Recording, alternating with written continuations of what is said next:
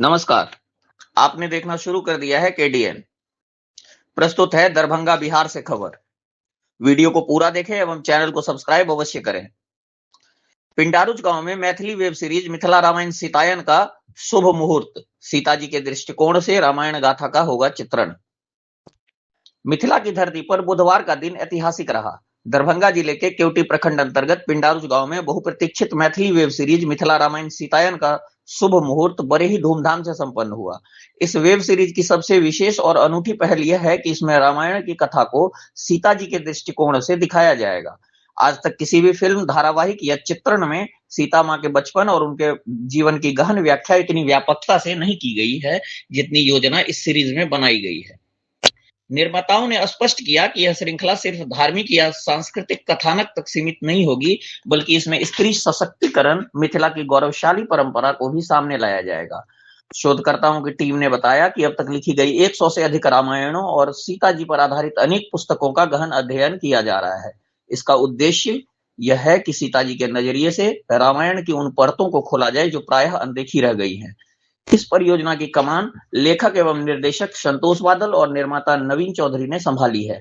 दोनों का मानना है कि मिथिला और मैथिली भाषा की अस्मिता को नई ऊर्जा देने का इससे बेहतर अवसर नहीं हो सकता। इस अवसर पर एक और महत्वपूर्ण पहल हुई, मिथिला गाथा रिसर्च लाइब्रेरी की स्थापना। इस लाइब्रेरी में विश्व भर में लिखी गई रामायणों का संग्रह और अध्ययन की सुविधा होगी। विशेष रूप से सीता जी पर केंद्रित साहित्य का व्यापक संग्रह तैयार किया जा रहा है। रिसर्च टीम 100 दिनों का गहन अध्ययन करेगी और उसके निष्कर्ष को इस वेब सीरीज में उतारा जाएगा। निर्माता नवीन चौधरी ने बताया कि यह लाइब्रेरी मिथिला की आने वाली पीढ़ियों के लिए एक धरोहर साबित होगी। यहाँ विद्यार्थी, शोधकर्ता और साहित्यकार रामायण की विविध परंपराओं से रूबरू हो सकेंगे। वेब सीरीज में रावण की भूमिका निभा रहे ख्याति प्राप्त अभिनेता नवीन चौधरी ने न केवल अभिनय का भार उठाया है, बल्कि निर्माण की जिम्मेदारी भी संभाली है। वे पिंडारुच गांव के ही निवासी हैं। संयोग से यह वही गांव है जहां मैथिली रामायण के रचयिता महान कवि कविश्वर चंदा झा का जन्म हुआ था। नवीन चौधरी ने कहा कि उन्हें इस सीरीज को बनाने की प्रेरणा कविश्वर चंदा झा की कृति से मिली। वे कई वर्षों से कविश्वर की स्मृति में आयोजित समारोहों, जयंती और स्मारकों का आयोजन करते आए हैं। उन्होंने कहा कि मैथिली रामायण को आत्मसात कर उन्होंने यह ठाना है कि अपने प्रोफेशनल जीवन से कविश्वर की स्मृति को अमर बनाएंगे। इस भव्य मुहूर्त अवसर पर बिहार सरकार के भूमि सुधार मंत्री संजय सरावगी, शहरी विकास एवं आवास मंत्री जीवेश कुमार मिश्र, केवटी विधायक डॉक्टर मुरारी मोहन झा, राज्यसभा सदस्य Dharmshila Gupta, national school of drama Delhi के वरिष्ठ कलाकार प्रदीप चंद्र चौधरी, अवकाश प्राप्त न्यायमूर्ति रुक्मिणीकांत चौधरी, नेपाल सरकार के पूर्व मंत्री उमाशंकर अरगरिया, निर्माता मनीष गनहर, मणिकांत झा सहित हिंदी और मैथिली सिनेमा जगत की कई हस्तियां उपस्थित रही। इसके अतिरिक्त साहित्य, पर्यटन और उद्योग जगत के प्रतिनिधि तथा स्थानीय गणमान्य लोग भी इस अवसर के साक्षी बने।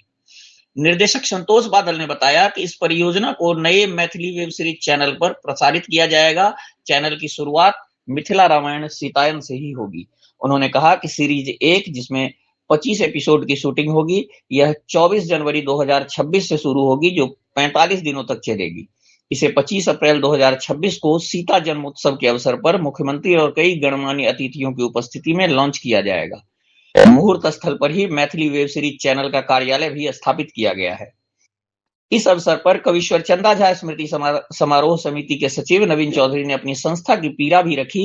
उन्होंने कहा कि 2022 में तत्कालीन बिहार सरकार के कला एवं संस्कृति विभाग ने इस समारोह को सरकारी कैलेंडर में शामिल कर 10 लाख रुपए अनुदान की स्वीकृति दी थी। पहले वर्ष तो इसका संचालन हुआ, लेकिन 2023 में भुगतान नहीं हुआ और कैलेंडर से भी समारोह को हटा दिया गया।